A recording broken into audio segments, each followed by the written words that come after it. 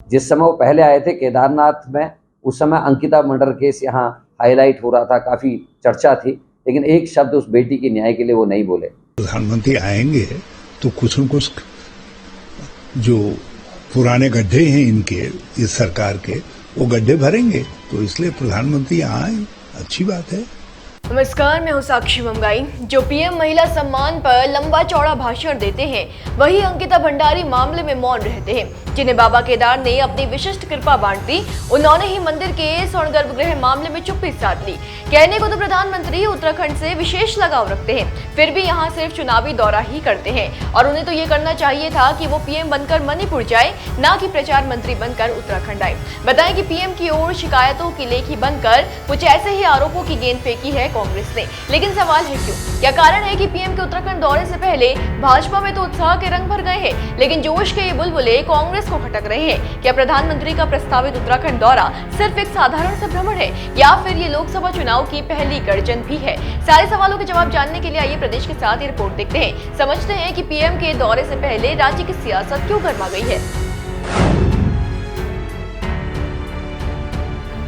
कहा जाता है कि प्रधानमंत्री नरेंद्र मोदी का उत्तराखंड से खास लगाव है। यही कारण है कि पीएम समय समय पर देवभूमि की ओर जरूर रुख करते हैं। खास बात यह है कि एक बार फिर प्रदेश उनके आगमन की तैयारियों में जुट गया है। दरअसल प्रधानमंत्री का उत्तराखंड दौरा प्रस्तावित है। खबरों के मुताबिक प्रधानमंत्री नरेंद्र मोदी 11 और 12 अक्टूबर को पिथौरागढ़ दौरे पर रहेंगे। पीएम के दौरे को देखते हुए भाजपा भी तैयारियों में जुट गई है। पिथौरागढ़ जनसभा के लिए प्रदेश भाजपा ने कैबिनेट मंत्री गणेश जोशी को प्रभारी और प्रदेश उपाध्यक्ष बलवंत सिंह भौरियाल को कार्यक्रम और जनसभा का संयोजक भी नियुक्त कर दिया है। पार्टी के कार्यकर्ता अपने अपने स्तर पर पीएम के स्वागत की व्यवस्थाओं को देख रहे हैं। आज जल्दी से ये भी जान लेते हैं कि पीएम के दौरे का प्रयोजन इस बार क्या है। उनके कार्यक्रम को एक बार समझ लेते हैं।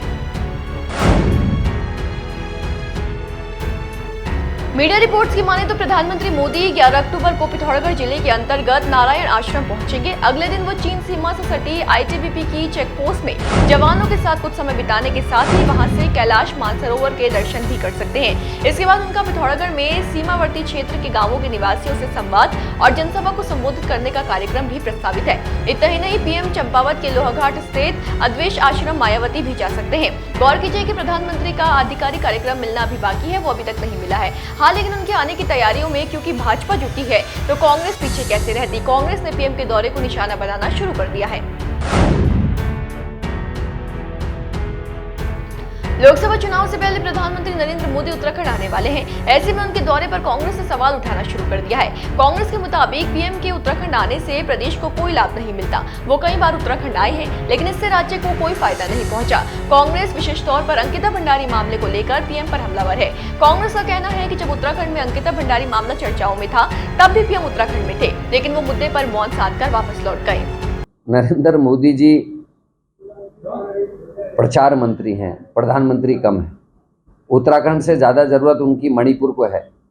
मणिपुर में सैकड़ों महिलाओं के साथ जो घटना घटी है, स्टूडेंट यूनियन के साथ जो घटना घटी है, और आज भी मणिपुर जल रहा है, प्रधानमंत्री को वहाँ जाना चाहिए।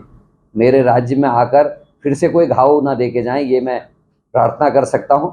क्योंकि जिस समय वो पहले आए थे केदारनाथ में, उस समय अंकिता मर्डर केस यहाँ हाईलाइट हो रहा था, काफ़ी चर्चा थी, लेकिन एक शब्द उस बेटी के न्याय के लिए वो नहीं बोले।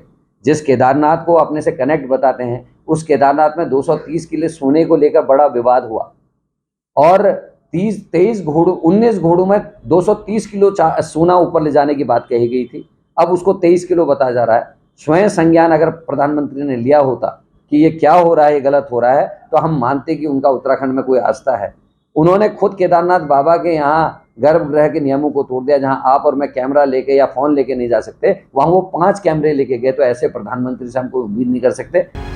तो उत्तराखंड कांग्रेस के प्रदेश अध्यक्ष ने प्रधानमंत्री को प्रचार मंत्री संबोधित करते हुए अंकिता भंडारी हत्याकांड और केदारनाथ गर्भगृह मामले में चुप्पी साधने के लिए निशाने पर लिया। बताएं कि सिर्फ करण मारा ही नहीं, पूर्व सीएम हरीश रावत भी पीएम के दौरे को चुनावी दौरा बता रहे हैं। हरीश रावत की माने तो पीएम का आना सिर्फ इसलिए अच्छा है क्योंकि उनके आने से भाजपा के पुराने गड्ढे भर जाएंगे। ये सुनिए। ये तो चुनावी दौरा है, लेकिन आ रहे हैं, प्रधानमंत्री आएंगे तो कुछ न कुछ जो पुराने गड्ढे हैं इनके, इस सरकार के, वो गड्ढे भरेंगे, तो इसलिए प्रधानमंत्री आए, अच्छी बात है। मगर इस समय ये दौरा विशुद्ध रूप से चुनावी दौरा है। हाँ, यदि कैलाश मानसरोवर यात्रा जिसको भाजपा ने डिसकंटिन्यू करके तवांग से शुरू करवा दिया था, सिक्किम से, यदि वो फिर से उत्तराखंड की धरती से शुरू होती है तो मैं समझूंगा कि प्रधानमंत्री जी ने जो भाजपा का पुराना पाप था वो धो दिया और वो जो है उत्तराखंड के लिए एक अचीवमेंट होगा।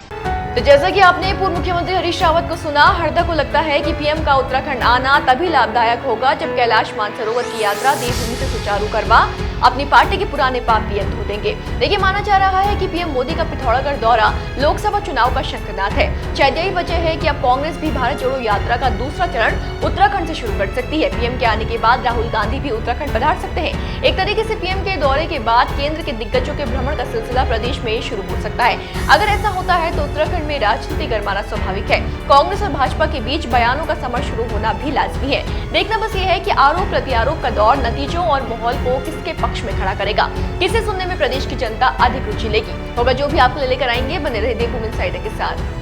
डाउनलोड करें देवभूमि इनसाइडर ऐप।